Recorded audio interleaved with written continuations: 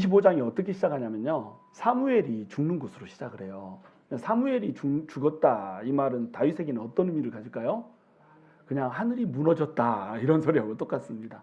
왜냐하면 멘토가 죽었거든요. 나의 삶을 이끌고 내가 의지했던 것, 아무도 의지할 사람이 없는 상황 가운데 오직 유일하게 믿고 의지하고 영적으로, 비록 만날 수는 없지만 영적으로 의탁하면서 나를 기도해 주겠지, 나와 함께 이 고난을 기도 속에서 넘고 있겠지라고 하는 생각을 했던 사무엘이 죽는 걸로 이제 시작되는 거예요. 근데 사무엘이 어떤 사람이에요? 사무엘은 사사시대의 마지막 사사하면서 동시에 최초의 선지자죠. 물론 하나님께서는 아브라함도 선견자라고 부르고 이렇게 했지만 공식적으로 선지자의 역할을 한 사람은 사무엘이 처음인 거예요. 모세 이후에 이런 사람이 난 적이 없다 할 정도로 사무엘은 위대한 사람이었죠. 사사시대의 혼란을 잠재우고 드디어 하나님 앞에 회개하고 나타나서 사사시대 때 있었던 모든 이런 우상들을 잠재우고 이제 새로운 하나님 나라를 시작하게 되는 그 문을 열었던 사람이 바로 사무엘인 겁니다. 사무엘은 그만큼 위대한 사람이었어요. 근데 그렇게 위대한 사무엘을 통해서 하나님 나라를 시작하죠. 그러나 여러분, 사무엘도 어때요? 한 시대를 풍미하고 그 시대가 끝나면 죽는 겁니다. 하나님께서는 한 사람 일으켜서서 하나님의 나라를 시작하시면 하나님의 나라는 한 사람의 종말과 같이 종말되는 게 아니에요. 지속적으로 사람이 나고 쓰러지고 또 새로운 사람이 나고 쓰러지고, 우리한테 시간이 그렇게 많지가 않아요. 사무엘 그 위대한 사람도 자기 시간이 차면 모든 거 털고 가야 되듯이 우리도 모든 것을 털고 가야 되는 시점이 오죠. 그 시점까지 우리는 어떻게 서야 될까요? 바로 하나님께서 원하시는 그 한 사람, 하나님의 나라를 시작하는 그 한 사람, 그 한 사람으로 서야 되는 겁니다. 하나님께서 그런 사람을 찾고 있거든요. 그런 사람을 하나님께서는 뭐라고 부르시냐면 지혜로운 자 이렇게 부르는 겁니다. 오늘 이제 본문에 보시면 다윗이 굉장히 거룩한 사람이었잖아요. 다윗의 이름의 뜻이 뭐죠? 다윗은 이름 뜻이 사랑받는 자라는 뜻이에요. 다윗은 원래 이 어원적으로 보면 어원은 보일, 끓다 하는 뜻이에요. 끓어오른다 해서 사랑으로 번진 이런 이름입니다. 그러니까 사랑은 어떤 거예요? 우리 마음속에서 감정이 끓어오르는 겁니다. 분노의 감정 말고 그 사람을 사랑하는 마음 때문에 막 속이 부글부글 멈추지 않는 거, 이게 사랑이에요. 사랑을 많은 사람들이 정적인 걸로 생각하잖아요. 사랑은 정적인 게 아니에요. 사랑은 끓어오르는 겁니다. 그 사람을 향한 내 마음이 열정적으로 끓어오르는 거고, 그 열정 때문에 내 삶도 끓어오르는 거예요. 그게 이제 사랑이거든요. 다윗은 사랑받는 자로서 하나님을 향한 끓는 마음을 가진 사람이었고, 하나님께서 다윗을 향해서 끓는 마음을 가진 그런 존재가 바로 다윗이죠. 근데 이 다윗이 오늘 굉장히 분노한 장면이 나와요. 21절부터 읽었는데 21절 보면 다윗이 화가 나가지고 나발의 집안에 있는 모든 남자들을 죽여버리겠다, 이런 식으로 칼을 차라고 하는 장면이 나오잖아요. 여기서 이제 남자라고 하는 표현, 이것이 히브리어로는 이시, 원래는 이렇게 표현해야 되거든요. 근데 이시라는 표현을 안 썼어요. 히브리어에서는 어떤 표현을 썼냐면 벽에다 대고 오줌 누는 자라고 하는 표현을 썼습니다. 무슨 뜻인지 알겠죠? 그냥 남자라고 하는 개념을 그냥 남자라고 하는 개념으로 한 게 아니고 경멸조의 남자로 얘기를 한 거예요. 벽에 대고 소변을 보는 자, 요런 자를 전부 다 죽여버리겠다 이렇게 얘기한 거예요. 그러니까 죽어 마땅한 자들이라고 하는 그런 분노가 다윗의 마음에서 막 끓어오르고 있는 거죠. 하나님을 향한 사랑으로 끓어오르고 백성들을 향한 사랑으로 끓어올라야 될 마음이 원수를 향한 마음으로 끓어오르고 있는 겁니다. 도대체 다윗은 왜 그렇게 화가 났던 걸까요? 이것은 분명히 옳지 않은 모습이거든요. 다윗이 그렇게 하나님의 마음에 합한 자인데 이렇게 분노하게 만든 사람이 있었단 말이죠. 그 사람이 누구냐면 바로 나발이라고 하는 사람이에요. 그래서 여러분, 제가 오늘 여러분께서 말씀을 44절까지나 되기 때문에 너무 많잖아요. 많고 복잡한데 이것을 제가 적어도 50분 안에는 마쳐야 되잖아요.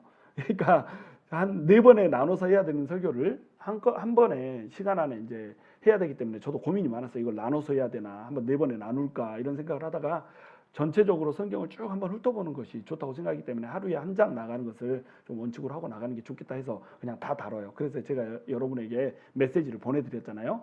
그 메시지 보내드린 그거를 펼치시고 보면 더 좋을 거예요. 휴대전화를 꺼내셔서 그걸 보면서 함께 이제 살펴볼 수 있도록 그렇게 할게요. 여러분, 나발을 우매한 자라고 한다면 아비가일은 지혜로운 자예요. 그러니까 나발과 아비가일을 서로 비교를 하면서 우매한 자와 지혜로운 자가 어떻게 차이가 나는지, 그리고 어떤 결과를 내게 되는지 이것들을 쭉 살펴볼까 해요. 나발이라고 하는 이름의 뜻은 뭐죠? 나발은 우매한 자라는 뜻이에요. 어리석은 자 이런 뜻입니다. 왜 이름을 이렇게 지었는지 몰라요. 하여간 이름이 어째서 이렇게 이름을 지었는지 모르지만 어리석은 자라는 이름을 가지고 있어요. 근데 그 행실이 어때요?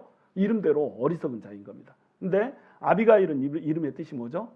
아비는 아빠란 뜻이에요. 그대로 아비는 아빠예요. 아비예요. 그리고 가일은 기쁘다는 뜻이에요. 그래서 아비가일 하면 기쁨의 아비 이런 뜻인 겁니다. 기쁨을 낳는 아비 이런 뜻이 되는 거죠. 기쁨의 아비라고 하는 뜻은 뭐냐면 이 사람이 있으면 기쁨이 생기는 거예요. 기쁨의 근원이란 말이죠. 지혜로운 사람이 있으면 주변의 사람이 어때요? 기뻐져요. 내가 있는데 주변 사람들이 내가 딱 등장을 하면 갑자기 분위기가 싹 밝아지고 막 사람들이 기분이 좋아지고 막 이런 사람 있잖아요. 왜? 이런 사람은 지혜로운 사람인 겁니다. 많은 사람들이 지혜로운 사람 하면 많이 배운 사람 이렇게 생각하거든요. 요 오해입니다. 많이 배웠다고 지혜로워지는 게 아니에요. 저는 이제 NIH에서 일하잖아요. NIH에 가면은 전부 박사예요. 박사 아닌 사람은 아예 들어오지를 못하거든요. 가끔씩 이제 포스백이 들어오지만 다 대부분이 포스닥이에요. 근데 화장실에 들어가잖아요. 그러면 더러워요. 무슨 얘기인지 아시겠죠? 지식이 지혜를 보장하지는 않는다는 겁니다. 그리고 성격 못된 사람들도 되게 많아요. 이게 박사가 되다 보면 이 현미경으로 들여다보잖아요. 현미경은 계속 좁아지는 거거든요. 박사가 딱 그래요. 박사라고 하는 게 지식이 넓어지는 게 아니라 그냥 좁아져요. 계속 사파리처럼 눈이 가운데로 모이듯이 이렇게 되는 게 이 박사란 말이죠. 근데 또 많이 한다고 어깨에다 힘을 빡빡 주고 다니고 막 이렇다는 겁니다. 사실은 지식은 많지만 이 지식이 사람을 지혜롭게는 하지 못하는 거예요. 지혜롭다라고 하는 말은 뭐냐면 하나님을 찾는다는 말이 되는 겁니다. 시편 14편과 52편에 보면 공통적으로 어리석은 자를 뭐라고 규정하냐면 그 마음에 이르기를 하나님이 없다도다 이렇게 규정을 해요. 어리석은 사람의 특징은 뭐라고요? 그 마음에 이르기를 하나님이 없도다. 그러면 지혜로운 사람은 뭘까요? 지혜로운 사람은 그 반대말이 되겠죠. 어리석은 사람의 반대말은 그래서 지혜로운 사람인데 지혜로운 사람의 개념이 뭐라고요? 하나님을 찾는 자. 이것이 지혜로운 사람인 거예요. 여러분 무학이어도 학교를 다닌 적이 없어도 하나님을 내 마음속에서 찾고 있다. 하나님을 열망하고 있다. 이러면 그 사람은 지혜로운 사람인 겁니다. 이 제 말이 아니에요. 여호와를 경외하는 것이 지혜의 근본이다. 이렇게 얘기하는 거예요. 하나님의 설명이에요. 하나님의 설명. 하나님께서는 우리가 지혜로운 자로 서기를 원해요. 근데 지혜로운 자는 굉장히 쉬워요. 하나님을 찾으면 되는 겁니다. 근데 사람들이 하나님을 안 찾는단 말이죠. 그래서 시편 14편이나 50편 둘 다 공통적으로 뭐라고 나오냐면 내가 허리를 굽혀서 나를 찾는 지혜 있는 자를 찾으려고 아무리 둘러봐도 내가 한 사람도 찾지 못했다. 이렇게 나오는 거예요. 사람들이 하나님을 찾는 것이 그만큼 어려운 겁니다. 근데 이제 우매한 자, 나발이라고 하는 사람은 어리석은 자라고 그랬죠. 어리석은 자는 뭐라고 그랬죠? 그 마음에 이르기를 하나님이 없도다 하는지라. 이게 어리석은 자의 개념이란 말이에요. 자, 그러면 유대인들 중에 하나님을 모르는 사람이 있을까요? 유대인들은 하나님을 믿어요, 안 믿어요? 하나님 믿죠. 전부 하나님을 믿어요. 그러면 나발은 유대인인가요, 아닌가요? 유대인이죠. 심지어 유다 지파 사람이에요. 심지어 여기 보면 갈렙 족속이에요. 갈렙이 얼마나 위대한 사람이에요. 갈렙 지파 사람이니까 하나님 믿어요, 안 믿어요? 당연히 믿죠. 하나님을 믿지 않으면 출교해요. 삶을 영위할 수 없어요. 그런데 이 사람은 어리석은 사람이란 말이에요. 하나님을 입술로는 믿어. 근데 마음으로는 어때요? 믿지 않고 있는 거예요. 그래서 시편에서 뭐라고 얘기냐면 그 마음에 이르기를 하나님이 없다도다. 입술로는 하나님이 있다고 해요. 근데 마음으로는 어때요? 하나님이 없다고 하는 겁니다. 그러니까 이 사람이 어리석은 사람이 되는 거예요. 요거를 이제 어려운 말로 실천적 무신론자 이렇게 부르는 거예요. 학문적으로는 유신론자예요. 학문적 유신론자. 학문적으로는 유신론자인데 실천적으로는 어때요? 무신론자인 거예요. 내 삶에 있어서는 무신론자입니다. 내 마음에 하나님이 없어요. 그러니까 하나님이 없으면 어떻게 될까요? 하나님을 두려워하지 않죠. 하나님 무서워하지 않죠. 하나님을 두려워하지 않으면 어떻게 될까요? 사람도 두려워하지 않는 거예요. 특별히 하나님께서 세우신 일꾼들 두려워하지 않아요. 무서워하지 않아요. 이렇게 되는 겁니다. 그래서 이 나발이 하는 것을 봐보세요. 다윗이 하나님의 왕으로 기름 부음을 받은 자잖아요. 모든 백성들이 하나님의 기름 부으심을 받은 왕은 다윗이라고 하는 것을 알아요. 심지어는 누구도 알아요? 블레셋도 알아요. 블레셋의 이방인들도 안단 말이에요. 모압도 알아요. 이방인들도 다윗이 그 다음 사울을 이은 진정한 왕이라고 하는 사실을 다 알아요. 그런데 나발은 어때요? 이 왕을 무시하고 있잖아요. 여러분 지혜로운 사람은 어때요? 하나님을 두려워해요. 하나님을 찾으니까 하나님 두려워하죠. 하나님 두려워하면 누구를 두려워하게 돼 있어요? 하나님의 사람도 두려워하게 돼 있는 겁니다. 그래서 여러분 교회에서 열심히 이제 섬기잖아요. 내가 열심히 섬기다 보면 나를 너무너무 아끼고 좋아해 주는 사람이 있어요. 나를 드러내려고 말고 순수한 마음으로 영혼을 사랑하면서 진짜 하나님을 사랑해서 열정적으로 섬기는 사람, 이 사람이 있다고 해보세요. 이 사람 교회에서 사랑받을까요? 미움받을까요? 둘 다 받아요. 둘 다 받습니다. 이건 진리예요. 열심히 하면 할수록 사랑이 깊어져요. 다른 사람이 나를 존경하고 사랑합니다. 자, 나를 존경하고 사랑하는 사람 어떤 사람이죠? 지혜로운 사람인 거예요. 하나님을 두려워하는 사람, 하나님이 있다라고 생각하는 사람 눈에는 열심히 하나님을 위해서 일하고 하나님을 섬기는 사람을 존경하게 돼 있어요. 그런데 하나님이 마음에 없는 사람은 어때요? 내가 하나님을 위해서 섬기면 섬길수록 헌신하면 헌신할수록 어때요? 나를 조롱하고 멸시하게 돼요. 이게 지혜가 없기 때문에 그래요. 하나님을 무시하면 사람도 무시하게 되는 겁니다. 하나님을 두려워하지 않으면 사람도 두려워하지 않게 되는 거예요. 하나님을 사랑하는 사람을 두려워하지 않는다는 뜻이에요. 그런데 하나님을 두려워하지 않으면 또 반대로 어떤 일이 생기냐면 세상의 모든 일이 다 두려워요. 하나님과 관련된 일 빼고는 다 두려워. 무슨 얘기인지 아시겠죠? 상황과 환경이 막 몰려와요. 그냥 평상시에는 다 똑같아요. 교회에 나와서 똑같이 있는 것 같아요. 그런데 하나님이 마음에 없다라고 믿는 사람은 어떠냐면 그 일이 일어나지도 않았어. 앞으로 일어날 일이 0.001%야. 근데 내일 당장 그 일이 일어날 것처럼 막 두려워하고 불안에 떤단 말이에요. 왜? 속에 하나님이 없기 때문에. 하나님을 두려워하지 않으면 다른 두려움에 휩싸이게 돼 있어요. 근데 내가 하나님을 두려워하잖아요. 그러면 두려울 것이 없어지는 거예요. 이게 신앙의 역설인 겁니다. 역설. 근데 지혜가 없는 사람은 하나님을 두려워하지 않기 때문에 하나님과 관련된 모든 것을 두려워하잖아요. 그런데 하나님과 관련 없는 모든 것은 두려워하는 거예요. 이게 이제 지혜 없는 사람의 특징이라는 겁니다. 그런데 하나님을 두려워하지 않는 사람은 하나님을 두려워하지 않기 때문에 하나님 뜻을 알까요? 모를까요? 모르죠. 하나님을 찾지 않으니까 하나님을 모르는 거예요. 하나님의 뜻은 지금 이 시대에 뭐였냐면 다윗이 왕이 되어서 하나님의 나라를 이루는 거, 이게 하나님의 뜻이었단 말이죠. 근데 나발은 이것을 해요 못해요? 발견을 못하죠. 근데 아비가일은 이걸 안단 말이에요. 하나님을 두려워하기 때문에 하나님의 사람도 두려워하고 하나님이 함께하는 사람이 누군지도 알아요. 누구를 통해서 하나님께서 일하실 것인가 이것도 알아요. 하나님의 뜻에 지극히 민감하죠. 이게 아비가일이 있어요.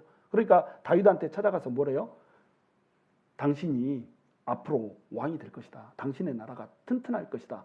당신을 하나님께서 무조건 지켜주고 보호해 줄 것이다. 이런 식으로 얘기를 하고 나가잖아요. 이거는 그냥 살기 위해서 하는 얘기가 아니에요. 자기 마음속에 있는 진심을 얘기를 하는 겁니다. 자, 이런 진심을 어떻게 해서 갖게 됐을까요? 하나님을 두려워하니까 갖게 됐다는 거예요. 그리고 여러분, 이 나발을 소개할 때 성경에서는 갈렙 족속 나발 이렇게 소개를 해요. 갈렙 족속이다 이 말은 족보적으로 따졌을 때 뭐예요? 갈렙의 후손이라는 겁니다. 자, 갈렙의 이름의 뜻은 뭘까요? 개라는 뜻입니다. 개. 갈렙 같은 위대한 사람이 그 이름이 개였다는 게 여러분 이해가 잘 안 되죠. 근데 갈렙은 원래 이방인이었어요. 근데 이제 부모 쪽에서 반쪽은 히브리인이고 반쪽은 이제 이방인인 이런 사람인 겁니다. 이 사람이 이제 반쪽짜리 이스라엘 백성으로서 들어와서 이스라엘 백성이 되어 있는 거잖아요. 유다 지파에 속해 있는 거잖아요.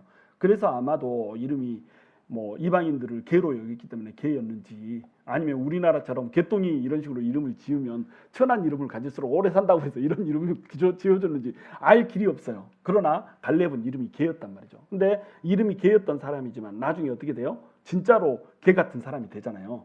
이때는 이제 긍정적인 의미의 개 같은 사람인 겁니다. 개가 주인한테 충직하잖아요. 한 번 주인이면 영원히 주인으로 그냥 모시잖아요. 갈렙이 이런 사람이었던 거예요. 갈렙이 얼마나 충직했어요. 모세가 12명의 정탐꾼을 보냈는데 이 중에 10명은 다 부정적인 얘기를 하고 2명만 긍정적인 얘기를 했잖아요. 그 중에 여호수아가 있고 또 그 중에 다른 한 명이 갈렙이었던 거예요. 갈렙은 40살에 그 땅을 봤어요. 모든 사람들이 이 땅은 들어가지 못한다. 이 땅은 거민을 삼키는 땅이다. 이 땅에 들어가면 우리는 죽는다. 그들의 성읍은 강하고 튼튼하다. 그들은 우리 앞에 장대하고 커서 그들 앞에 서버리면 우리가 메뚜기와도 같다. 이런 식으로 고백을 했었잖아요. 다른 사람들이 전부. 근데 갈렙만 뭐라고 얘기해요? 여호수아와 함께 그들은 우리의 밥이라 이렇게 얘기하잖아요. 밥 신앙을 가졌던 사람이에요. 하나님께서 우리와 함께 하시면 그들은 우리의 런치 스페셜 이렇게 했던 사람이죠. 정말로 충직한 사람. 그리고 나서 40년을 돌잖아요. 광야에서 10명의 이 정탐꾼들의 부정적인 얘기를 백성들이 전부 다 믿어보기 때문에 광야에서 돌게 된단 말이에요. 이 광야에서 도는 40년 동안 갈렙은 어때요? 그때 봤던 헤브론 산지를 잊지 않는 겁니다. 그래서 이 산지를 내게 주소서, 이 산지를 내게 주소서, 이게 갈렙의 띠송이에요. 갈렙이 그 산지를 기억하면서 이 산지를 내게 주소서 40년 후에 얘기하잖아요. 무려 40년 동안 갈렙은 단 한 번도 이 땅을 잊은 적이 없다는 거예요. 왜? 하나님한테 충성됐거든요. 하나님의 말씀이라고 하면, 하나님의 언약이라고 한다면 이것이 변질되지 않는다는 걸 믿었거든요.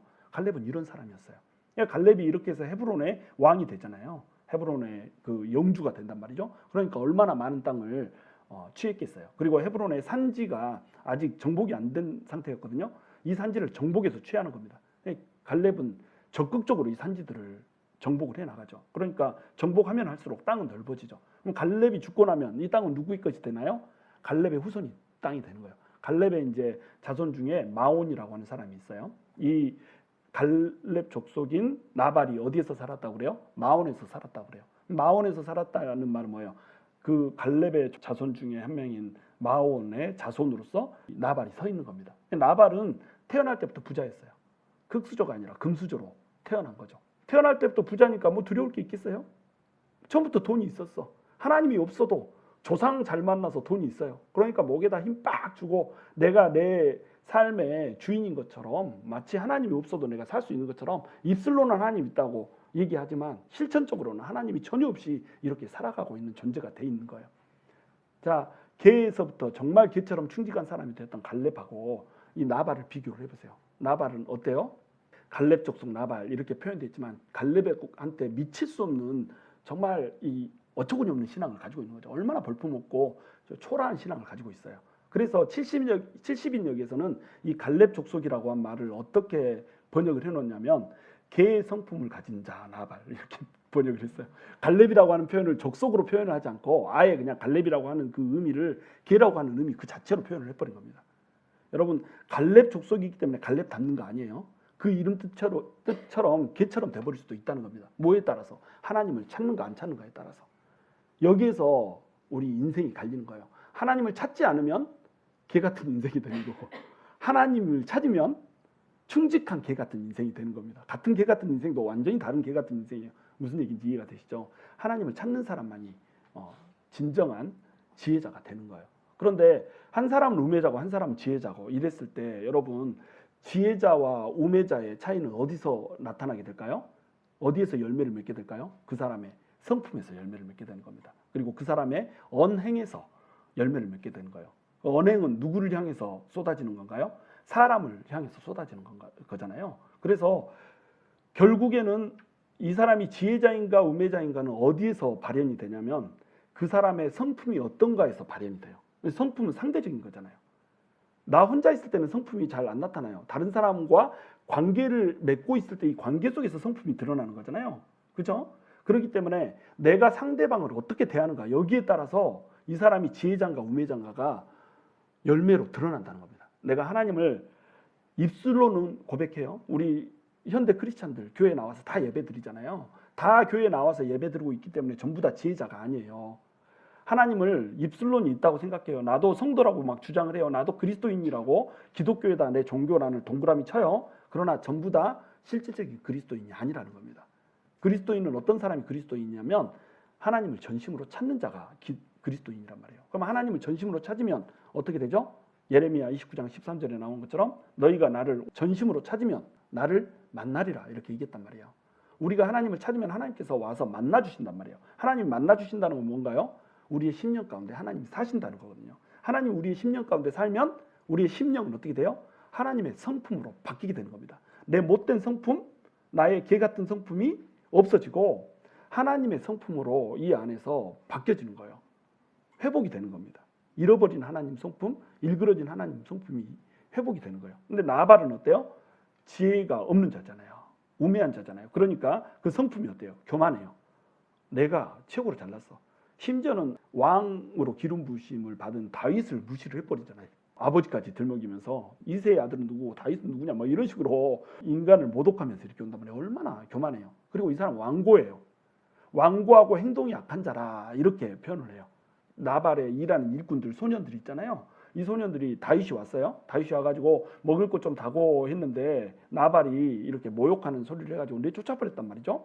그러니까 이제 소년들이 보기에는 이게 큰일 난 거예요. 왜냐하면 다윗이 그 군대를 이끌고 나발을 지켜주는 담 역할을 해줬었거든요. 은혜를 베풀었었거든요. 근데 은혜를 베풀었는데 은혜를 모르고 이렇게 모욕하는 말까지 해버렸으니까 지금 큰일이 난 겁니다. 그러니까 이 얘기를 아비가일한테 해주면서 우리 큰일 났습니다. 이렇게 전달을 하는 거예요. 지금 이 상황은 어떤 상황이냐면 나발의 한마디 때문에 모든 사람들이 죽게 생긴 겁니다. 다 알아요. 지금 우리는 죽었구나. 전부 죽음을 감지하고 있는 거예요. 그런데 나발한테는 얘기를 못해요. 아비가일한테 얘기를 해요. 그 이유를 이 일꾼이 뭐라고 밝혀요? 나발한테는 얘기를 못하겠습니다. 말이 통하지 않는 분입니다. 이렇게 얘기를 하고 있는 거예요. 말이 통하지 않아요. 여러분 지혜롭지 못한 사람, 하나님을 찾지 않는 사람, 하나님을 모르는 사람 여러분 유심히 보신 적이 있으시면 아시겠지만 말이 안 통합니다. 너무너무 완고해요. 아무리 말해도 말이 통하지 않습니다. 귀를 닫아놓고 자기가 다인 것처럼 이렇게 행동을 해요. 독불장군이죠. 옆에서 옳은 소리를 하면 옳은 소리를 한 사람은 쳐버려요. 이게 이제 하나님이 없는 지혜 없는 사람의 특징인 겁니다. 근데 하나님을 아는 사람은 어때요? 지혜 있는 사람은 이 다른 사람의 말을 잘 듣는단 말이에요. 그러니까 이 사람 한 사람이 지혜가 있는 자인가 아니면 우매자인가 이것을 발견하는 방법 중에 하나가 뭐냐면 이 사람이 티처블 한가 아닌가 이거예요. 이 사람이 어떤 잘못을 했어요. 잘못을 했는데 어떤 사람이 와서 좀 당신 마음에 안 듭니다. 그렇게 행동하면 안 되죠 라고 얘기를 했어요. 이 얘기를 해준 사람이 아주 형편없는 사람이 얘기를 했다고 생각합시다. 나보다 믿음이 안 좋은 사람이 얘기를 했다고 생각해 보세요. 지혜 있는 사람은 어때요? 이 말을 들어버려요. 다윗이 이런 사람이었어요. 다윗은 시므이라고 하는 아주 못된 사람이 나타나가지고 막 자기한테 흙먼지 뿌리고 뭐 개라고 막 부르면서 이렇게 얘기하잖아요. 그런데도 다윗이 어때요? 저 사람 가서 내가 땅에다 꽂아버리겠습니다. 명령만 하십시오. 부하들이 이렇게 얘기하는데 다윗은 놔둬라. 저 사람 통해서 하나님 나한테 말씀하신다. 이렇게 얘기했단 말이에요. 이 지혜자의 특징인 겁니다. 지금 아비가일이 와서도 이렇게 얘기하잖아요. 아비가일이 와가지고 다윗한테 저기 용서해 주세요. 우리 남편이 남편의 이름값에 걸맞게 어리석은 자라 그랬어요. 용서해 주십시오. 딱 이렇게 하니까 다윗이 뭐라고 그래요? 와, 네가 내가 죄를 짓는 것으로부터 나를 살렸구나. 이렇게 하면서 바로 전환을 해버렸잖아요. 태도를. 사실은 이 상황은 어떤 상황이냐면 다윗한테 엄청난 시험의 시간이에요. 24장에서 어떤 일이 벌어졌죠? 사울이 다윗을 죽이려고 오다가 엔게디 굴 속에서 혼자 남겨졌잖아요. 다윗이 죽일 수 있었는데 안 죽였잖아요. 안 죽인 이유가 뭐였어요? 하나님이 기름 부은 자를 내가 죽일 수는 없다. 이렇게 했단 말이죠. 원수 갚는 일을 누구한테 맡겼어요? 하나님한테 맡겼단 말이죠. 다윗은 그런 사람이었어요. 근데 지금 이 한순간에 나발이 분노를 하게 만드니까 나발을 내가 원수를 갚겠다고 죽이겠다고 칼 들고 지금 나선 거예요. 자, 원수를 내가 가서 직접 내 손으로 피를 묻히면서 원수를 갚는 거 이것은 율법으로 금지되어 있어요? 안 되세요? 금지되어 있단 말이죠. 이렇게 하면 안 되는 거예요. 그런데 나발의 집에 가서 나발을 죽이겠다 이렇게 한 게 아니라 나발의 집에 가가지고 나발의 집에 벽에다 대고 오줌 싸는 사람은 다 죽이겠다 이렇게 얘기를 했잖아요. 그러면 나발의 집에 일꾼들이 잘못이 있나요? 잘못 없죠. 주인이 주지 말라니까 안 준 것 뿐이잖아요. 심지어는 지금 이 사람들은 아비가일한테 말하잖아요. 줘야 되는데 안 줬어요. 이렇게 얘기하고 있잖아요. 다윗의 편이에요. 다윗이 왕이라고 하는 사실도 다 인정을 해요. 그러니까 이 사람들은 무고한 사람이란 말이죠. 근데 다윗이 가가지고 이 사람들 쳐서 죽였다. 나발을 쳐서 죽이면 원수를 하나님의 손에 맡기지 않고 자기 스스로 원수를 갚은 죄를 짓는 거고 다른 사람들을 죽이면 어떻게 되는 거예요? 무고한 사람들을 죽이는 손에 피를 묻히는 꼴이 돼버리는 거예요. 이 두 가지 문제 때문에 지금 다윗은 엄청난 시험대 위에 올라 있는 겁니다. 만약에 이 일이 그대로 벌어졌다면 다윗은 평생에 이 범죄를 안고 살아야 되는 숙제를 안게 되는 거예요. 그런데 아비가일이 와서 얘기를 해준 거예요. 이렇게 하면 안 됩니다라고 얘기했단 말이에요. 아비가일은 이때 여자잖아요. 그리고 누구의 아내예요? 지혜롭고 총명했지만 나발의 여자란 말이죠. 나발의 여자면 나발 편에 있는 사람이기 때문에 이 사람도 죽임의 대상이죠. 여자는 숫자에도 들어가지 않았고 이때 당시에는 여자는 무시받는 이런 사람이었단 말이죠. 근데 그런 존재가 와서 나발의 아내이면서 그것도 여자이면서 이런 사람이 와가지고 다윗한테 얘기하는데 다윗이 어때요? 이것을 받아들이잖아요. 네가 나를 살렸구나. 다윗이 아주 홀딱 반해버린 겁니다. 그 지혜에 홀딱 반해버린 거예요. 그래가지고 이것을 받아들여요. 이게 지혜 있는 사람의 행동이라는 거죠. 아비가일도 지혜롭고 총명했죠. 그리고 겸손했죠. 아비가일이 어때요? 다윗한테 가가지고 납작 엎드리잖아요. 그래서 엎드리면서 여종에게 죄를 물으셨어 막 이렇게 얘기하잖아요. 교만하지 않아요. 자기 남편 때문에 모든 사람들이 죽게 생긴 이것 때문에 가서 딱 납작 엎드려서 빌면서 용서해 달라고 빌잖아요. 자기 잘못이 아닌데 전부 자기 잘못이라고 얘기하잖아요.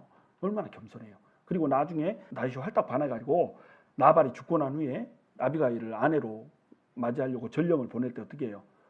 당신의 전령들의 발을 씻기기에도 부족한 것이 납니다. 이렇게 나오잖아요. 여러분 부자에는 5가지 종류가 있어요. 학문적으로 그렇다는 얘기 아니에요. 제가 분리한 거예요. 분류를. 어떤 사람은 물질만 부자예요.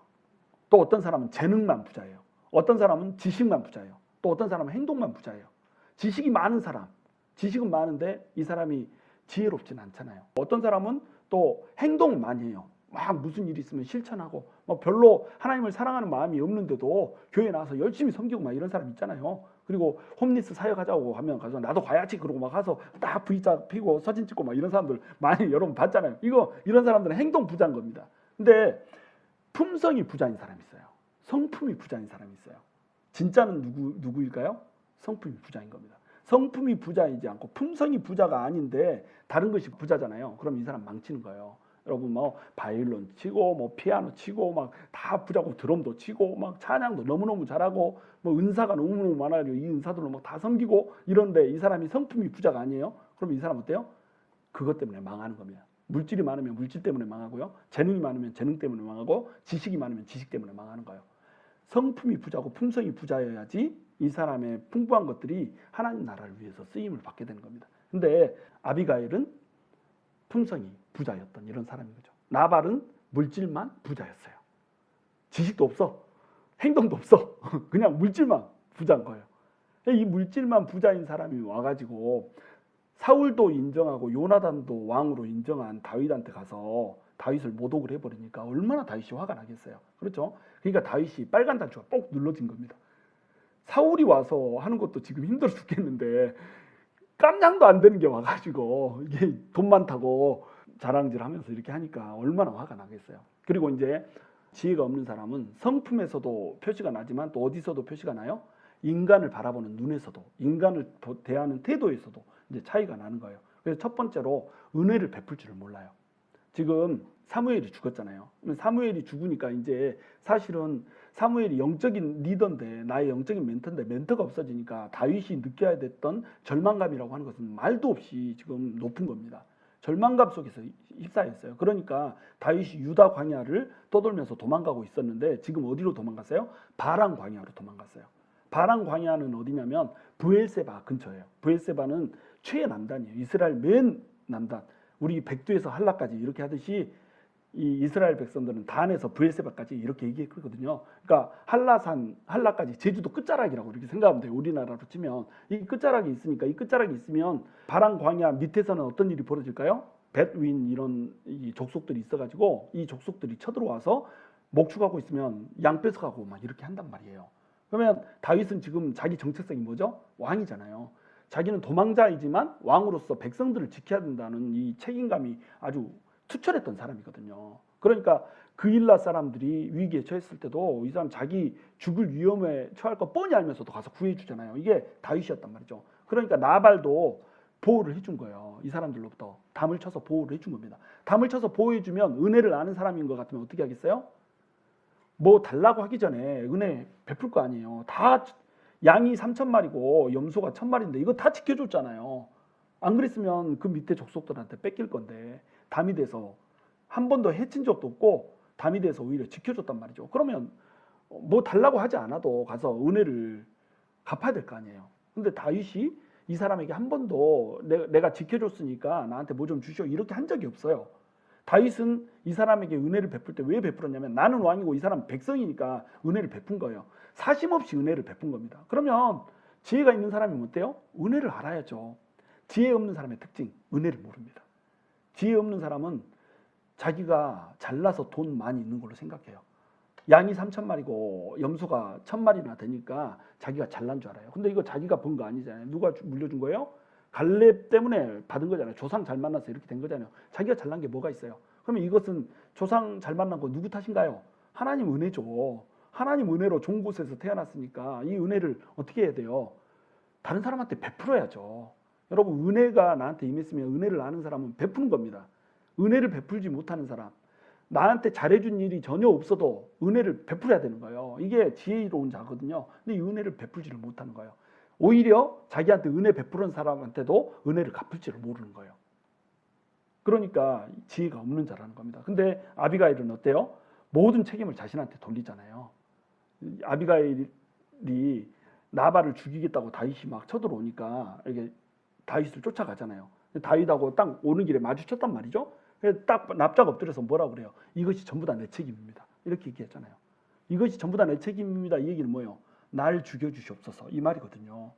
네 책임이야? 그래 너 죽어 이러면 어때요? 죽는 거잖아요. 왜 내 책임이라고 얘기하냐면 그 다음에 이제 답을 얘기하고 있어요. 이 사람이 이름에 걸맞는 사람이라 이 사람은 어리석은 사람입니다. 이렇게 얘기를 했어요. 그러고 나서 내가 당신이 보낸 그 10명의 소년들을 발견하지 못했습니다. 이렇게 얘기를 하는 거예요. 이게 자기 책임이라는 거예요. 무슨 얘기인지 아시겠죠? 나발이 어리석은 사람이라고 하는 것을 자기는 알아요. 같이 결혼한 이후로 평생 같이 살았잖아요. 같이 살았으니까 나발이 그냥 혼자 놔두면 어리석고 완고하고 행동이 약한 짓만 한다는 거 알아요. 그러니까 아비가일 입장에서는 어떻게 해야 돼요? 지켜봤어야 됐다는 거죠. 이게 아비가일의 말입니다. 내가 남편이 그딴 식의 어리석은 사람인 줄 알기 때문에 지켜보면서 어리석은 행동하면 딱 막아주고 이런 일을 철두철미하게 해줬어야 했는데 그걸 못했어요. 전부 자기 책임으로 돌리는 거예요. 이 소년들은 무고합니다. 소년들은 잘못이 없습니다. 나발의 아내였지만 나발은 어리석은 자라고 하는 걸 인정해요. 나발을 원수로 갚지 말아주세요. 이렇게 얘기하는 거예요. 하나님께서 그 원수를 갚을 겁니다. 그러나 무고한 사람들의 피는 당신의 손에다 묻히면 안 되죠. 이렇게 얘기를 하는 거예요. 철저히 이 사람은 은혜를 아는 사람이고 은혜를 베풀 줄 아는 사람이에요. 소년들의 생명을 위해서 자기가 목숨을 걸고 나가서 다 내 잘못입니다. 나 용서해 주세요. 나를 벌하더라도 다른 사람은 용서해 주세요. 이러고 있는 겁니다. 이게 지혜자거든요. 지혜로운 사람 성품에서 완전히 다르죠. 인간을 대하는 태도에서 완전히 다르죠. 그리고 지금 다윗이 여기에 온 이유는 뭐예요? 다윗이 내가 지켜줬으니까 뭐 내놔 이렇게 한 적이 없어요. 근데 왜 왔냐면 양털을 깎는다니까 왔어요. 양털 깎는 날은 잔칫날이거든요. 이스라엘 백성들은 양털을 깎을 때는 뭐 3,000마리나 되잖아요. 3,000마리 양이 3,000마리의 양의 양털을 벗겨서 이 양털을 판다고 생각해보세요. 아주 떼돈을 버는 겁니다. 아주 엄청난 비즈니스인 거예요. 갑부 중에 갑부인 겁니다. 그러면 600명의 이 사람들한테 밥 주는 거 이거 쉬운 일이거든요. 이 밥 주는 일은 그냥 지나가는 사람한테도 주는 거예요. 배고픈 사람이 양털 깎는 날 거기를 지나가면서 저기 배고픈데 이러면 밥 줘야 되는 겁니다. 이것이 그들의 국룰이었어요. 그게 율법입니다. 나그네를 대접해야 돼요. 안 하면 안 돼요. 이게 하나님을 사랑하는 사람들에게 주어진 명령이거든요. 그런데 양털 깎는 날 이제 와가지고 다른 날도 아니고 양털 안 깎는 날도 줘야 되는데 양털 깎는 날 와가지고 우리한테 은혜를 베풀라 이렇게 했단 말이죠. 자기들을 지켜주고 담이 되어줘서 그런 사람들이 양털 깎는 날 와서 주라고 하는데 이것을 안 줘버려요. 은혜를 갚을 줄을 모르는 거죠. 은혜가 뭔지를 모르는 사람인가요? 지혜가 없는 거죠. 그런데 아비가일은 어때요? 이 다윗의 정체성을 알려주잖아요. 다윗한테 가가지고 당신이 지금 왕이잖아요. 왕은 성전만 싸워야 되는 사람이잖아요. 거룩한 전쟁만 해야 되잖아요. 당신이 이스라엘의 왕인지를 다 압니다. 나도 알고 백성들도 다 알아요. 당신은 이스라엘의 왕이 될 사람인데 나중에 왕이 돼가지고 원수를 스스로 갚는 사적인 싸움에 당신이 피를 묻혔다고 한다면 당신 평생에 이것이 한이 되지 않겠어요? 후회가 되지 않겠어요? 정체성을 세워주는 거예요. 그 사람의 정체성을. 그 사람이 어떤 존재라고 하는 것을 당신이 우리의 담이 되어줬음을 나는 정말로 압니다. 그런데 그 은혜를 나는 이렇게 갚을게요. 어떻게? 당신은 왕이십니다. 왕이 후회하지 마시기 바랍니다. 이렇게 다윗의 정체성을 세워주는 걸로 은혜를 갚고 있는 거예요. 다윗이 아까 시험대에 올랐다고 그랬잖아요. 다윗이 이 시험대를 통과하지 못하면 다윗은 평생의 비난거리를 조롱거리를 안고 살아야 되는 겁니다. 근데 지금 아비가일은 이것을 일깨워주는 거예요. 그리고 지혜가 없는 나발의 가장 악한 짓은 뭐냐면 은혜를 갚지 않았을 뿐만 아니라 다윗을 욕해버렸다는 거예요. 조롱해버렸다는 겁니다. 뭐라고 얘기하냐면 이새의 아들은 누구고 다윗은 누구냐 이렇게 물어봐요. 자, 이새의 아들은 누구냐 이러면 이새도 듣보잡이란 얘기잖아요. 아버지를 욕해버린 겁니다. 여러분 다윗만 욕하려면 욕하든지 왜 아버지를 욕해요? 왜 이새를 들먹입니까? 그러니까 다윗이 꼭지가 열리죠. 가족은 손대면 안 되는 거잖아요. 근데 아버지 이름에 손을 대버리잖아요. 그러니까 다윗이 화가 나는 거죠. 그리고 근래에 주인을 억지로 떠나는 종들이 많도다 이렇게 얘기를 해버려요. 주인을 억지로 떠났나요? 다윗이 사울을 억지로 떠났어요? 사울이 죽이려고 하니까 사울이 다윗이 충신이었음에도 불구하고 그것을 몰라주고 죽이려고 하니까 그것을 피해서 도망간 거잖아요. 도망자의 입장이고 그것이 다윗은 너무나도 억울한데 그 억울한 마음에다 어떻게 해요? 상처에다가 기름을 부어버린 겁니다. 상처가 있는데 거기에다 소금물을 뿌려버린 거예요. 얼마나 아프겠어요. 상처가 나 있는데 거기를 지져버린 거예요. 얼마나 아프겠어요. 지혜가 없는 자의 특성, 우매한 자의 특성은 뭐냐면 다른 사람들의 아픔을 지져버려요. 그냥. 그런데 아비가일은 어때요? 악을 선으로 이기고 타인도 이기도록 도움을 줘버리잖아요. 자기 나발 때문에 자기가 죽게 생겼어요. 또 다른 사람들도 다 죽게 생겼어요. 그리고 다윗이 지금 모든 사람을 죽이러 와요. 이게 다 악이죠. 아무리 위대한 다윗이지만 다윗이 자기 손에 원수를 원수로 갚으려고 하는 거 이거 악입니다. 그리고 무고한 사람들까지도 죽이려고 하는 거 이거 악이에요. 이 악 앞에서 자기도 죽어야 하는 처지예요. 그리고 나발이 베푼 악 때문에 자기도 죽게 생겼어요. 근데 이 악을 어떻게 해요? 아비가일이 선으로 이기고 있는 겁니다. 지난주에 설교 말씀처럼 악을 선으로 이기고 있는 거 이게 지혜 있는 자거든요. 선한 사람이 악을 이기는 방법이 뭐예요? 악을 악으로 이기려고 하면 절대 못 이겨요. 악은 뭘로 이겨요? 선으로 이기는 겁니다. 진짜로 하나님의 선으로 나가버리면 이길 수 있단 말이죠. 그러니까 가가지고 어떻게 해요? 주인이 잘못했지만 이 잘못은 전부 다 관리 못한 내 잘못입니다. 자기 채무를 떠안아버리잖아요. 이게 선이란 말이죠. 또 다윗한테 가서 다윗의 정체성을 알려주고 당신은 위대합니다. 내가 못났습니다. 이렇게 하면서 선한 말들로 다윗을 위로를 해버렸잖아요. 그러니까 다윗이 이 선한 일 때문에 자기의 품었던 악을 버리고 악한 감정을 버리고 누그러뜨려져 버리잖아요. 악을 선으로 철저히 이기고 있는 겁니다. 둘이 완전히 대비가 되고 있죠. 그 다음에 나발은 다윗한테 뭐라고 얘기하냐면 어디에서 와서 어디로 가는지를 모르는 자라고 얘기를 해요. 다윗이 어디에서 와서 어디로 가는지 모르나요? 다윗은 베들레헴 출신이잖아요. 유다 지파 출신이잖아요. 자기랑 같은 집 하잖아요. 그리고 왕으로 기름 부으심을 받아가지고 골리앗을 쳐 죽이고 충성되게 사울 밑에서 일했잖아요. 거기서 왔잖아요. 근데 뭐 어디서 와서 어디로 가는지를 몰라요. 그런데 도망자라고 하는 이 신세를 비유해가지고 이렇게 말하는 겁니다. 사람의 아픔과 사람의 억울함을 그대로 또 지지고 있잖아요. 이게 지혜 없는 자의 특성이란 말이에요. 사람을 사랑하고 존중해야 되는데 사람을 존중하고 사랑하는 게 아니라 모욕하고 멸시한다는 겁니다. 하나님을 두려워하는 사람은 사람을 사랑하고 존중해요. 하나님을 사랑하지 않는 사람, 하나님을 두려워하지 않는 사람은 사람을 모욕하고 멸시를 하는 겁니다. 그런데 아비가일은 어때요? 사람을 사랑하고 존중하잖아요. 소년들을 사랑하고 존중하니까 그들 살리겠다고 와서 납작 엎드리잖아요. 그리고 나발은 하나님의 섭리를 무시해요. 모든 사람들이 다윗이 왕이라고 하는 거예요. 하나님의 섭리 가운데 다윗을 통해서 하나님의 나라를 세울 거라는 거 다 알아요. 이게 하나님의 섭리예요. 그런데 나발만 어때요? 모르는 거예요. 근데 아비가일은 어때요? 하나님의 섭리를 명확히 인지하잖아요. 당신이 왕이 될 것입니다. 여기서 멈추는 것이 아니라 당신의 왕권이 자손 대대로 튼실할 것입니다까지 예언을 해버리잖아요. 이건 그 사람이 의도적으로 예언을 하려고 예언자로 세워졌기 때문에 예언을 하는 게 아니에요. 아비가일이 이렇게 할 수 있었던 이유는 뭐냐면 하나님을 찾는 사람이기 때문에 하나님께서 만나주셨고 그 하나님의 지혜가 임했기 때문에 부지간에 하나님의 비밀을 말하고 있는 겁니다. 당신의 통치가 영원할 것이다 라고 하는 하나님의 메시지를 다윗한테 얘기를 해버렸잖아요. 이게 지혜 있는 사람의 특징이거든요. 아무리 배우지 못하고 아무리 가진 것이 없어도 하나님의 지혜가 임하면요 보이지 않는 세계를 감지할 수 있는 겁니다. 보이지 않는 세계를 말할 수 있는 거예요. 여기에서 지혜가 드러나게 되는 겁니다. 자, 이제 결과를 얘기합니다.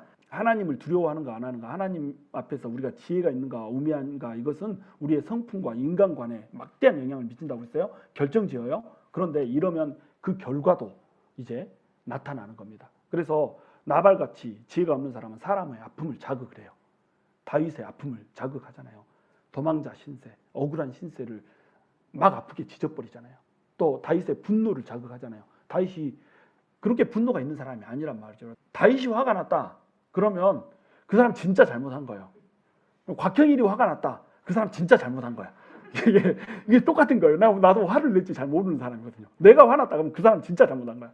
그러니까 아멘이죠. 아멘. 우리 장모님이 아멘 하잖아. 그럼 끝난 거예요. 하여튼 이게 분노를 할지 모르는 사람을 분노하게 만들어 버렸단 말이죠. 이게 특별한 능력이에요. 지혜 없는 자들의 특별한 능력이 있어요. 사람을 깔짝깔짝 건드려서 아주 화가 빠락빠락 나게 만들어 버리는 겁니다. 그래서 이 사람이 이성을 잃게, 그래서 죄를 짓게, 하나님의 친밀함으로부터 떨어져 나가게 이렇게 만드는 거예요. 이 뒤에 누가 있을까요? 마귀가 있는 거예요. 마귀가 이간질하는 영이잖아요.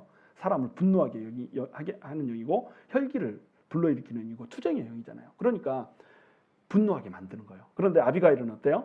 사람의 아픔을 만져줘 버리잖아요. 이 아비가일이 고백하는 것 중에 가장 멋진 내용이 나는 이 부분인 것 같아요. 하나님을 사랑하잖아요. 그래서 하나님의 마음이 우리한테 와버리잖아요. 그러면 우리 마음에 어떤 마음이 생기냐면 사람의 아픔에 공감하는 능력이 생겨요. 어떤 것 때문에 사람이 아파하고 어떤 것 때문에 사람이 분노하는지를 알아요. 무엇 때문에 이 사람이 뚜껑이 빵 열렸는지를 너무나도 명확히 아는 거예요. 근데 나발이 지금 이것을 뭣도 모르고 건드린 건데 아비가일이 와가지고 뭐라고 얘기하냐면 당신의 원수들이 당신을 죽이려고 당신의 생명을 찾기 위해서 막 쫓아다니지만 결코 당신은 죽지 않을 것입니다. 이렇게 얘기하면서 하나님이 당신을 생명 싸개로 싸가지고 당신을 보호할 것입니다. 이렇게 얘기해요. 생명 싸개라고 하는 단어를 씁니다. 옆에서 막 화살이 날라들고 칼창이 날라들고 이러는데 어떻게 한다는 거예요? 하나님이 캡슐로 싸듯이 쫙 보호막을 쳐버린다는 거예요. 와서 공격을 하는데 안 죽네. 다윗한테 이 얘기 어때요? 이거 복음입니다. 복음. 얼마나 기쁜 소식이에요. 이게 전부 다 지금 다윗은 원수 죽이려고 하는 사람이잖아요. 사울이 죽이려고 들죠. 나를 꼬바르는 사람들 투성이죠. 적들 블레셋 사람들이 와서 죽이려고 하죠. 사방이 죽이려고 하는 사람들 투성이에요. 그런데 이 원수들 틈에서 다윗이 지금 나발한테 조롱을 당했잖아요. 모욕을 당했잖아요. 그러니까 화가 너무너무 나 있는 상태죠. 너무너무 더 아픈 상태죠. 근데 당신의 원수들이 아무리 당신을 공개도 생명 싸개로 당신은 쌓여 있어요. 당신은 죽지 않을 거예요. 이렇게 얘기를 하는 겁니다. 다윗이 얼마나 위로가 됐겠어요? 그러지 않겠어요? 여러분, 하나님의 마음을 아는 사람은요, 사람의 마음을 알아요. 왜 아픈지를 아는 겁니다. 한마디를 해도 사람을 아프게 찌르는 사람이 있고요, 한마디를 내뱉어도 사람이 치유되게 하는 사람이 있어요. 아, 그 사람이 당신 이래서 아팠겠군요 말하면요, 사람이 눈물을 쫙 흘리게 만든 이런 사람이 있거든요. 이런 사람 왜 그럴까요? 그 사람이 말 잘해서? 그렇지 않아요. 말은 스킬이 아닙니다. 말은 뭐냐면 마음이에요. 마음 속에 가득한 것을 뱉는 거예요. 마음이 하나님 앞에 서 있으면 어때요? 하나님의 마음으로 차 있으면 내가 그냥 마음 속에 있는 것을 내뱉는데 그것이 사람한테는 위로가 되는 겁니다. 우리가 이런 사람이 돼야죠. 아비게일 같은 사람. 하나님의 지혜가 있어서 하나님을 찾기 때문에 하나님이 만나주시고 하나님이 만나주셔서 마음이 하나님의 마음으로 채워지고, 이러니까 말 한마디를 뱉으면 사람들이 아픔이 다 치유가 되는 거예요. 그 다음에 또 뭐라고 얘기해요? 당신들의 대적은 물매로 던지는 것처럼 이렇게 될 거다. 여러분, 물매에다 뭘 넣어서 던지죠? 돌멩이 넣어서 던지잖아요. 돌멩이 하나 던지고 나면 이 돌멩이 아까워해요? 뭐 진주 넣어서 던지는 거 아니고 금반지 넣어서 던지는 거 아니잖아요. 돌 던지는 거잖아요. 얼마나 이 볼품 없어요, 돌이. 던지고 나서 또 다른 돌 주워서 던지면 되잖아요. 원수들이 이렇게 될 거라는 겁니다. 정말로 하찮은 것 던지듯이 하나님이 물매에다 해가지고 원수들을 다 던져버리겠다는 거예요. 다윗한테 이 말이 얼마나 치유가 됐겠어요. 위로가 됐겠어요. 그죠? 내 원수들이 다 죽이려고 하는데 원수들이 물매에 싸서 던지는 그 돌짝처럼 훌쩍훌쩍 날아가서 다 죽어버릴 것이다. 이렇게 얘기하고 있잖아요. 너무너무 위로가 되는 말인 겁니다. 그러니까 다윗이 마음이 녹을 수밖에 없죠. 그리고 원수들은 하나님의 손에 맡깁시오. 하나님이 어떻게 해서든지 물매에 돌을 집어서 던지듯이 다 던져버릴 거예요. 나발, 내 남편이지만 그 악한 행동을 한 거 하나님이 악한 행동대로 갚을 거예요. 예언적인 말을 해버리잖아요. 다윗이 어때요? 분노가 확 죽어버리잖아요. 금방 벽에다 대고 오줌 싸는 사람 다 죽여버리겠다 이러고 나타났다가 칼을 쑥 내리잖아요. 힘이 쫙 빠지잖아요. 아비가일 말 한마디에, 지혜로운 자의 말 한마디는 분노를 죽게 하느니라. 우매한 자의 말 한마디는 분노를 격동케 하느니라. 지혜롭지 못한 사람의 말 한마디는 사람의 분노를 자극해요. 아픔을 자극해요. 그런데 지혜로운 사람의 말 한마디는 어때요? 사람의 아픔을 치유해요. 그리고 분노를 잠재운단 말이죠. 이런 결과를 낸다는 겁니다. 그리고 나발은 자기뿐만 아니라 주변에 무고한 모든 사람을 다 죽일 뻔했죠. 지혜 없는 사람 옆에 있으면 죽습니다. 지혜 없는 사람하고 어울리면 죽어요. 여러분, 이렇게 사람이 어떤 사람 한 사람 신실하고 어떤 사람 한 사람은 굉장히 이렇게 무식한 여자가 있었어요. 이걸 싫어합니다. 이 무식한 이 여자가 너무너무 막 공격을 해댄 거예요. 그래서 이 신실한 집사님이 한번 확 싸댄 거예요. 그런데 이 확 싸댄 것을 하필 다른 사람들이 보는 앞에서 훅 쏜 겁니다. 그래가지고 여기 싸움이 났는데 둘이 아주 대판 미친 엑스처럼 싸우더라 막 이렇게 소문이 나버린 거예요. 이 신실한 사람이 졸지에 뭐가 돼버렸어요? 미친 사람이 돼버린 거예요.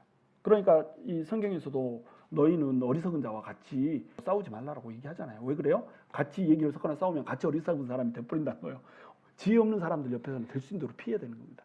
지혜 있는 사람 옆에 있으면 어때요? 같이 죽는 거예요. 같이 넘어지는 거예요. 지혜 있는 사람을 내가 변화시킬 수 있을 때 그때 옆에 가는 거예요. 변화시킬 수 있는 힘이 없으면 될 수 있는 대로 그 사람 옆에서 피해야 되는 겁니다. 안 그러면 같이 죽거든요. 물매 던질 때 한꺼번에 같이 들어가서 같이 던져줄 수가 있어요. 피해야 되는 거예요. 그런데 아비가일은 어때요? 자신뿐만 아니라 주변에 있는 모든 사람을 살려버리잖아요. 나발도 살렸잖아요. 나발은 하나님이 쳤지 사실은 다윗의 손으로부터는 아비가일이 살렸어요. 다윗도 살렸잖아요. 영적으로 다윗을 살려버린 거예요. 그리고 소년들, 자기 일꾼들 다 죽을 운명인데 전부 다 살려버리잖아요. 지혜로운 한 사람이 성을 구하는 겁니다. 우리는 지혜 있는 사람이 돼야 되죠. 그 다음에 결과 마지막으로 나발은 어때요? 아비가일이 자초적으로 얘기해 주니까 나발이 어떻게 돼요? 갑자기 몸이 굳은 것처럼 이렇게 돼버리잖아요. 그리고 열흘 후에 이 사람이 하나님이 쳐가지고 죽게 되잖아요. 우매한 자의 끝은 사망입니다. 그런데 지혜로운 자 어때요? 하나님의 은혜로 왕의 아내가 돼버리잖아요. 아비가일 남편이 죽자마자 다윗이 아비가일한테 홀딱 반했잖아요. 이 지혜에 그냥 지혜와 총명과 그 아름다움에 홀딱 반한 거예요. 그래서 남편이 죽자마자 전령을 보내서 아내로 삼여버린 거예요. 이 지혜 때문에 이 사람은 뭐가 돼요? 왕의 아내가 되는 겁니다. 왕후가 되는 거예요. 여러분 이 얘기가 이제 영적으로 어떤 의미가 되겠어요? 하나님을 찾지 않는 사람은 결국 물매에 돌을 감아서 던지듯이 지옥불에 던져질 거라는 거예요. 그러나 하나님을 찾는 사람은 어떻게 될 거라는 거예요? 왕의 아내가 될 거라는 겁니다. 누가 왕일까요? 예수 그리스도가 왕인 겁니다. 예수 그리스도가 만왕의 왕으로 마침내 재림하실 때 설 텐데 여기에 누가 정결한 신부로 서게 되겠냐는 거예요. 지혜 있는 처녀가 서게 되는 겁니다. 슬기로운 다섯 처녀와 지혜가 없었던 어리석은 다섯 처녀 기억하시죠? 이 얘기도 똑같은 얘기예요. 지혜 없이 하나님을 찾지 않고 준비하지 않으면 하나님의 신부로 설 수 없다는 겁니다. 그런데 하나님의 신부는 어때요? 지혜로운 사람이어야 된다는 거죠. 하나님을 찾아야 된다는 거죠. 하나님을 찾고 하나님의 그 마음이 하나님께서 만나주심으로 우리 심령 가운데 임하는 사람이 돼야 된다는 거죠. 여러분 나발이 되겠습니까? 아비가일이 되겠습니까? 요거 오늘 여러분이 선택하는 겁니다. 하나님을 찾는 사람이 돼야 돼요. 그래서 지혜 있는 사람이 돼야 됩니다. 그래야 사는 겁니다. 여러분 우리가 지혜 있는 사람이 되어서 하나님을 찾아야 돼요. 하나님을 찾으면 하나님이 어떻게 해요? 만나주세요. 하나님 만나주시면 하나님이 어떻게 하실까요? 우리를 하나님으로 채워주세요. 하나님으로 우리를 채워주시면 우리가 나뿐만 아니라 다른 사람들의 생명을 살리고 다른 사람들에게 아픔을 치유해주며 다른 사람들의 노를 제거해주는 이런 역할을 할 수가 있는 겁니다. 하나님의 뜻에 맞는 말을 하고 하나님의 뜻에 맞는 행동을 하게 되는 거예요. 우리의 성품과 우리의 인성과 우리의 행동과 우리의 말이 전부 다 하나님이 원하시는 말과 뜻과 행동을 하게 된다는 겁니다. 저와 여러분이 이런 사람으로 설 수 있게 되기를 주님의 이름으로 축원합니다. Show me your glory.